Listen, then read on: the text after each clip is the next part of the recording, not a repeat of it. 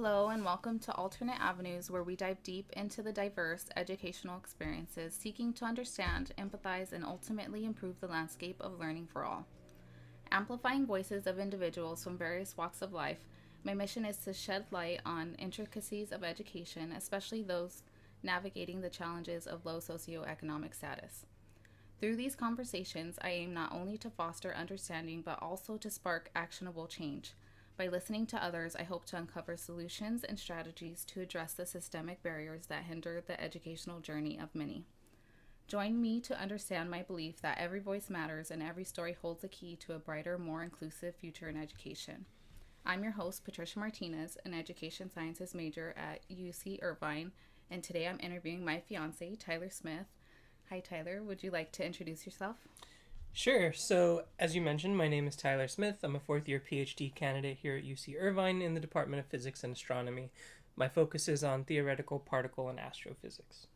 Okay, I would like to ask you some questions about your high school and childhood experiences. So, children living in a single parent household receive less parental supervision and experience financial hardships. It is also often directly correlated with things like poor school attendance, lower grades, and lower chances of attending college. Would you say that being raised in a single parent household affected your educational journey? And if so, in what ways? Yeah, I think that being raised in a single parent household definitely affected my educational journey. I had a very nonlinear route to where I am now. My mother had to work long hours, so I wouldn't see her from drop off until about 6 p.m. at night. At that point, her focus was on just making my brother and I dinner and essentially getting us ready for bed and the next school day. Thus, she didn't have a lot of time to check in and see how I was doing academically. Turns out I didn't really struggle academically, but things like sneakily showing her homework from yesterday to get it signed off for the present day ended up building bad habits of not doing homework, which would affect me later and, eventually affect my study habits. But it wasn't just that. By the time I got to high school, I became very anti schooling, saw it as a method of indoctrination, and I started to habitually ditch my classes. If I had another parent, they may have had more time and opportunity to catch things like this, or to just check in with me, see how things were going. Um, Okay. You believe if you had the opportunity to more supervision from your mom, you do better in school, like maybe be held more accountable for homework and grades? yeah, I think that if I had more supervision from my mom, or if I were in a two-parent household where either one would have more time for supervision, I think that I could have built better habits and done better in school. For instance, I didn't spend any time studying or really focusing on my homework. If I had a parent to guide me and ensure that I spent enough time on schoolwork, those good habits could have been built early on. This is mainly for like early childhood education, so like elementary school, middle school. My experience in high school, at least for me, was like an entirely new beast. I think that if I was supervised more, then my absence in classes probably wouldn't have gone unnoticed for as long as they did. Also, once it was noticed, there probably would have been more success in stopping this problem. More supervision probably would have also meant that my deteriorating grades wouldn't have gone unnoticed or ignored. Um, So you mentioned that you missed a lot of school without your mom noticing. Did your teachers notice? I think they had to have noticed. I think it's difficult to, not see the kid with blue and green hair show up on any given day. And I mean, they also definitely took attendance, so they knew I wasn't there. They were marking that I wasn't there. Um, but whether they actually cared that I wasn't there is, a different story. I don't think that any single teacher I had in high school reached out to my mother regarding my attendance. The only notification that she would have gotten was like from the office when they called home. But I had at some point convinced them to change the phone number to my cell phone number.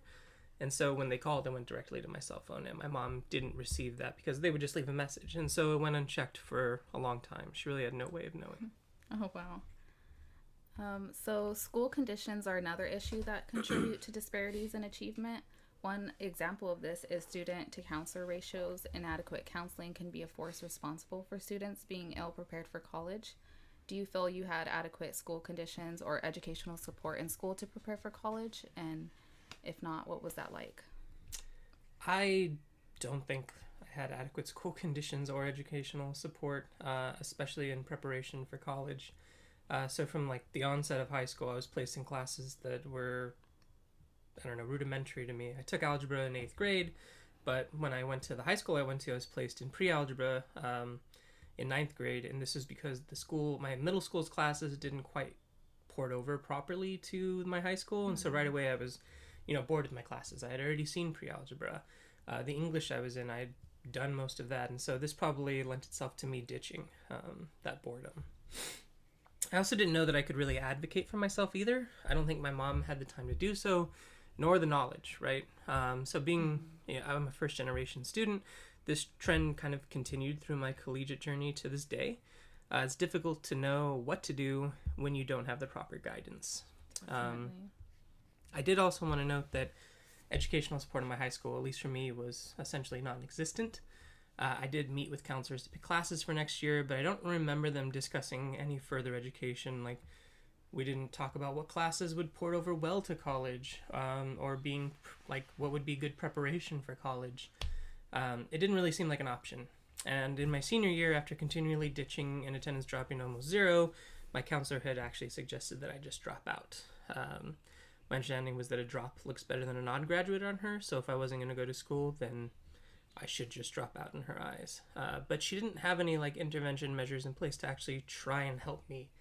I think it was always just kind of pushing it off, and no one tried to give me any assistance to find the root cause of why I was ditching or give me any help, getting back on track. Yeah, that definitely would have been helpful.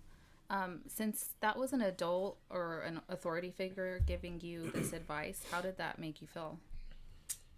In retrospect, it left me feeling like no one really gave a fuck, so why should I?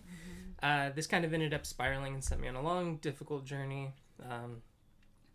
I just thought that, yes, if she's suggesting this, then why not just do that? I don't think my mom actually filled out the paperwork, so the counselor probably got a non-graduate in the end, because I don't think I technically dropped out. I just didn't graduate. I don't know.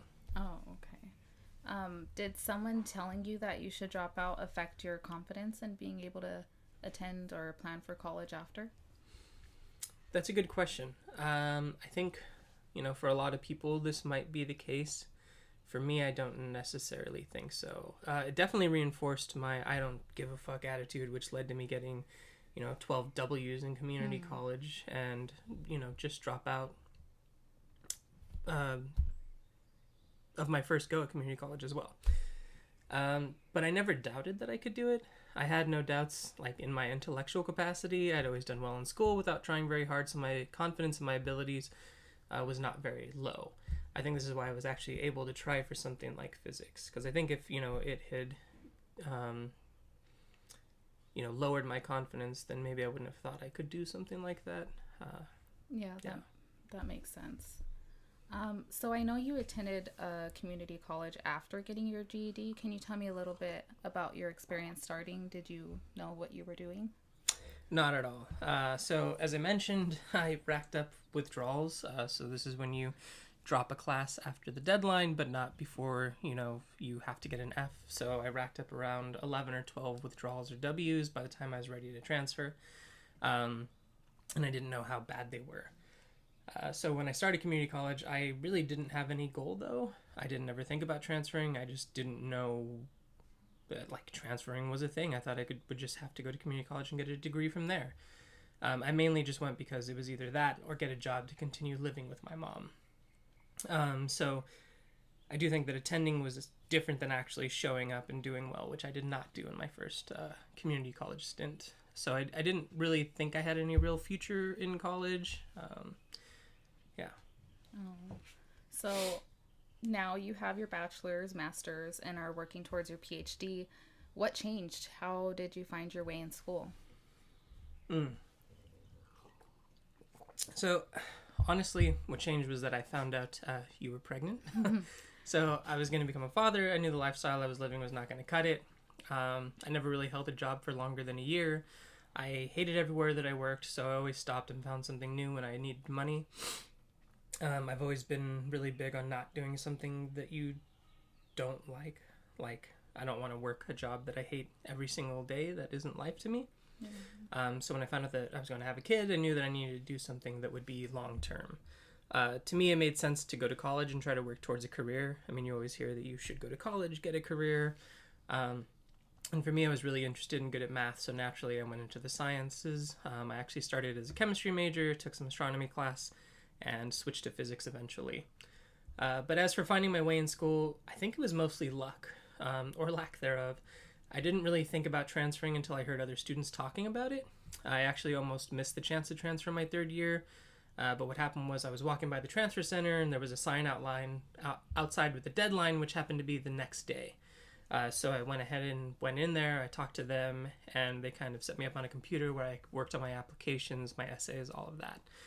And it's kind of been like that throughout. So for instance, in order to get into graduate school, you need to do research, and to be competitive, you want to do what's called an REU, or an internship. So I transferred in, I found out about REUs around the deadline to apply for these REUs. So these are, I think, research, something for undergraduates. Oh, okay. But, yeah, I found out around the deadline, so I didn't end up applying to any of those, really. Maybe I applied to, like, one, but I didn't have any previous research experience, so my application probably wasn't very strong. As a transfer student, who's like trying to finish in 2 years, you really need to apply within your first couple of months of starting at a university. So I was lucky in this respect. I was unlucky to have not to apply to those, but I became lucky in that I found out about a fellowship between UCR and NASA's Jet Propulsion Laboratory, which was actually due several weeks later than the other REUs. So I had applied for that, and I actually won that, and this really set me up with an experience necessary to be competitive for graduate school. I think that overall it's definitely a struggle being first generation and navigating academia. Yeah, it's definitely hard. I want to thank you for taking the time to talk to me today. And I just want to mention that I find your accomplishments very inspiring, and I know how hard it was for you, and I really do appreciate the example you're setting for our girls. There is one more question I'd like to ask you before we leave, if you don't mind. Sure, yeah. So I believe that it is important to see beyond stereotypes and recognize the resilience of each student, and I want to help others recognize this and commit to doing better for them. In terms of school, what do you think would have helped you as a low-income student and really made things less challenging for you? Money. Just kidding. But I think, my experiences in high school were developed out of being low income, such as, truancies, and I spent a great deal with substance abuse. I think the school could have had intervention measures set up to help struggling students. I didn't really notice that, especially with like how much I ditched. There was just nothing in place to help me get back on track. I didn't even have a police officer go to like my door and say anything to my mom. It just was left unchecked for so long. Yeah. So I was obviously struggling. No one checked in, no one reached out, and no one did anything to stop it. I think intervention measures are really important because not every student is your ideal, student who has two parents with 2 college degrees and knows what they're doing and how important it is to do well in high school. Yeah. I think that being low income also impacted my higher education journey, and that, I had to work full-time or part-time the majority of the time that I was an undergrad to make ends meet while going to school. As a first-generation student, I didn't know about any resources when I started, so like no grants or fellowships, no programs such as EOPS or anything like that. So I think that the school, knowing my income bracket, like they know it, right? You have to do a FAFSA. They know how much you're going to get. I think they could have really reached out and helped guide me to these resources. And I think especially as a parent, they could have done that, but there was just nothing in place, unfortunately. I agree. Those are some really good suggestions and initiatives to help students. Thank you again for your time and sharing your experience with me. This was Alternate Avenues. See you next time.